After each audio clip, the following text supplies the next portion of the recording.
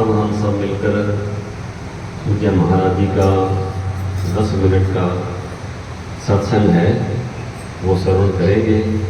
एक एक शब्द ध्यान से सुनने वाला है, क्योंकि जो पूज्य महाराज जी जो बात कहते हैं वो सीधे हृदय को स्पर्श करती है। और कई बात तो ऐसी है महाराज जी की, इसीलिए वो हृदय में चोट करती है। चोट क्यों करती है कि हमारे में अभी बहुत अवगुण भरे हुए हैं कि महाराज जी ने ये बात कह दी।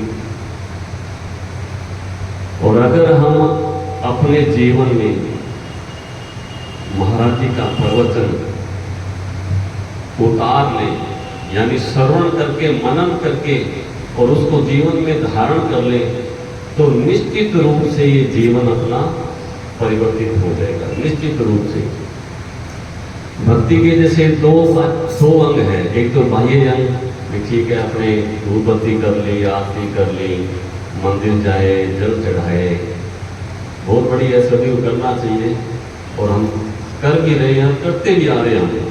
लेकिन फिर भी जन्म जन्मांतर तक हम यूं ही चलते रह रहे हैं।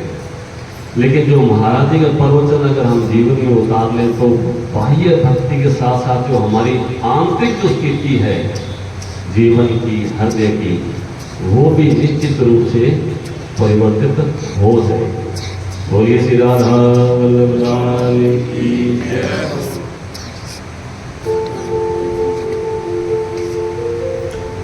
कल एक उपासक बार बार कह रहे थे मैं 85 वर्ष का हूं, भारत के हर तीर्थों का 5-5 बार दर्शन भ्रमण किया हूं।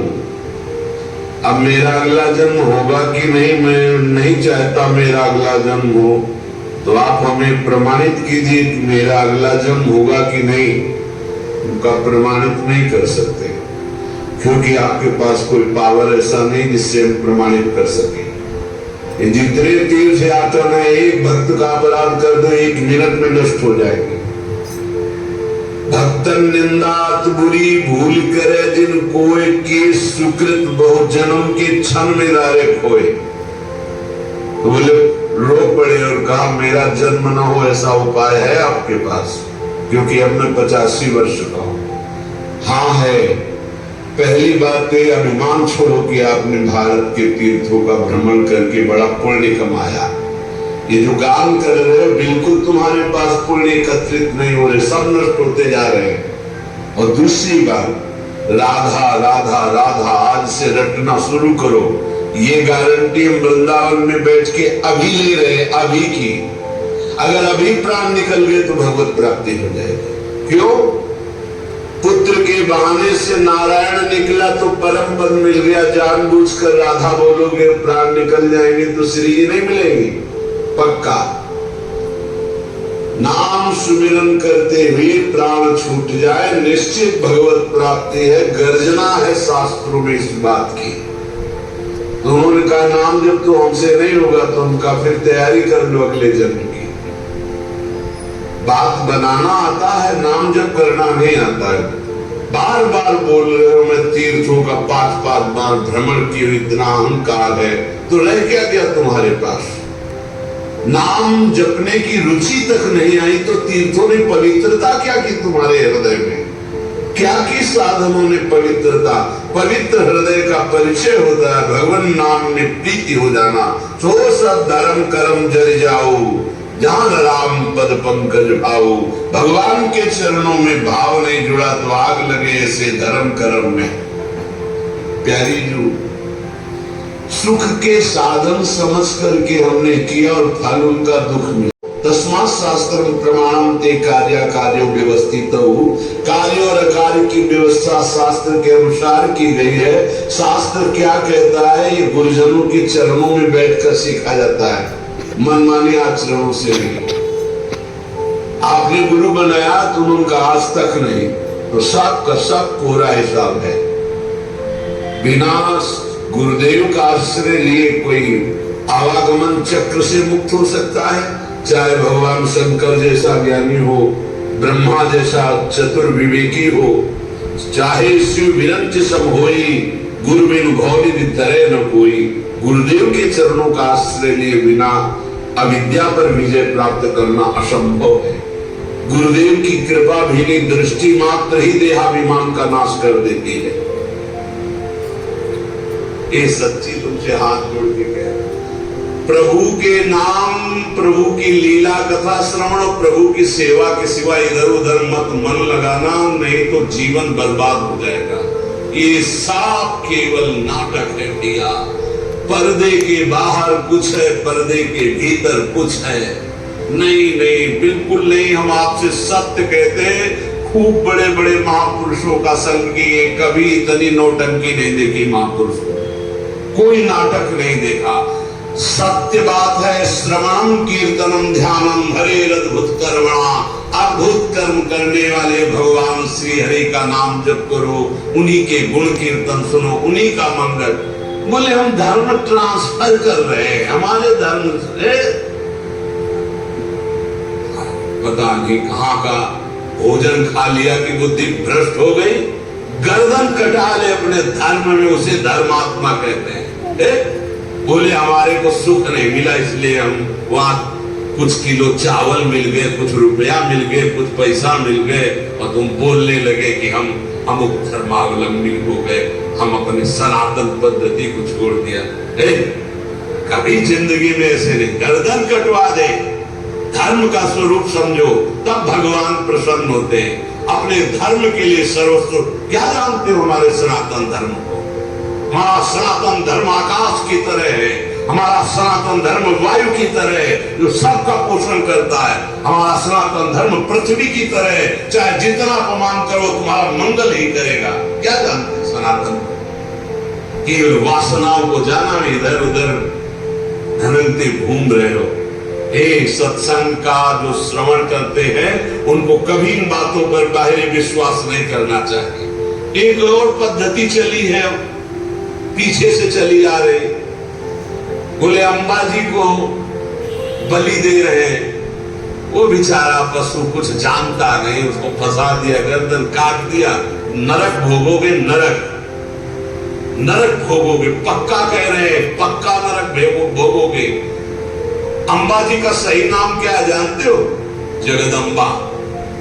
कहते हो ना जगत जननी, तो बकरे की जननी नहीं है। ऐसी साधारण अम्मा भी नहीं होती थी, जगदम्बा कैसे हो जाएगी?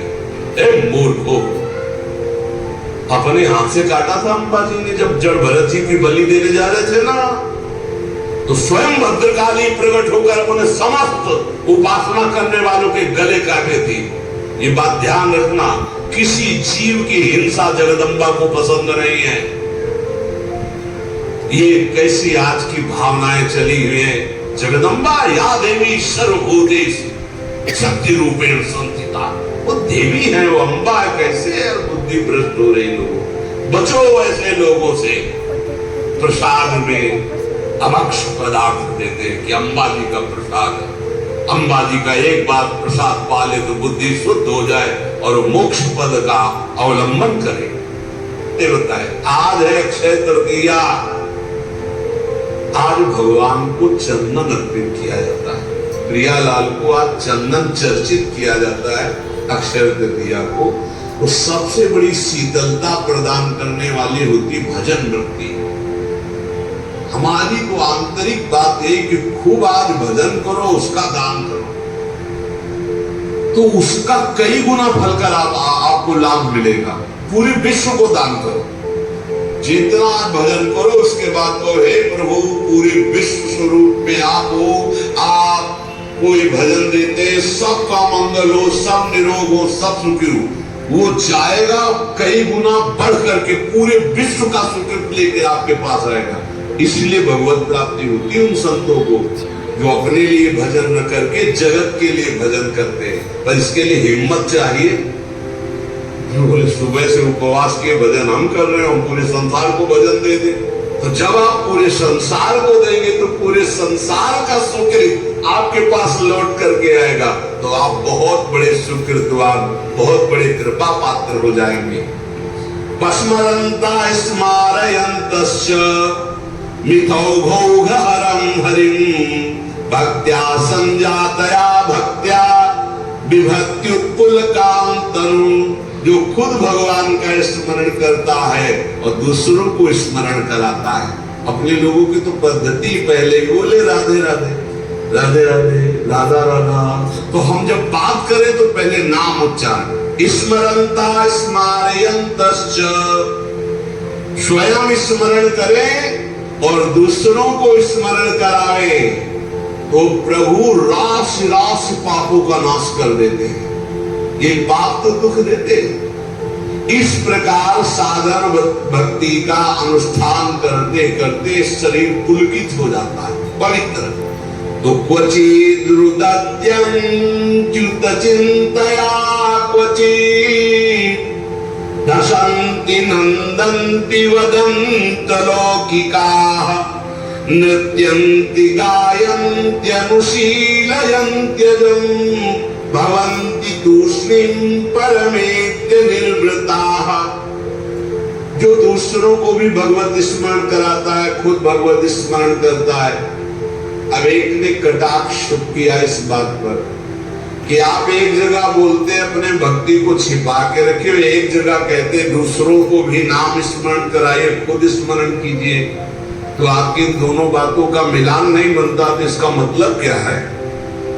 देखो तुम्हारी बहुत छोटी बुद्धि है, उसे तुम पकड़ नहीं पाते। अपनी महिमा प्रभुता छुपा के रखो, भगवान की महिमा प्रभुता को गाओ। छिपाने के बाद क्या कहेंगे? आपका जो भागवती संबंध है उसमें जो आपको अनुभव हो रहा है, कृपा का, जो दुलार का, जो आपकी साधनात्मक उन्नति का, उसे छुपा लो।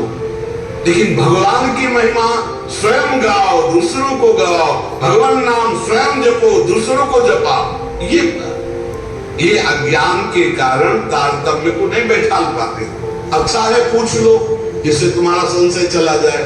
रोका जाता है कि अपनी भक्ति को छिपा के रखो। क्या भक्ति का स्वरूप?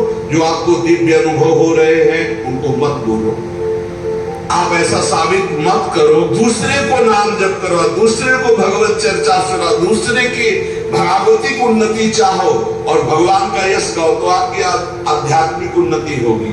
अपनी उन्नति के जो आपको अनुभव है उनको छुपा के रखो, उनको समाज में व्यक्त मत करो। महाप्रभु श्री हरिवंश चंद्र जी महाराज की जय हो, श्री दीक्षारो जी महाराज की जय हो, समस्त है श्री वृंद की जय हो, श्री वृंदावन धाम की जय हो, श्री यमुना रसरानी की जय हो, समस्त संत हरिभक्त वृंद की जय हो, श्री सद्गुरुदेव भगवान की जय हो। जय जय श्री राधे श्याम, जय जय श्री राधे श्याम, जय जय श्री राधे श्याम, जय जय श्री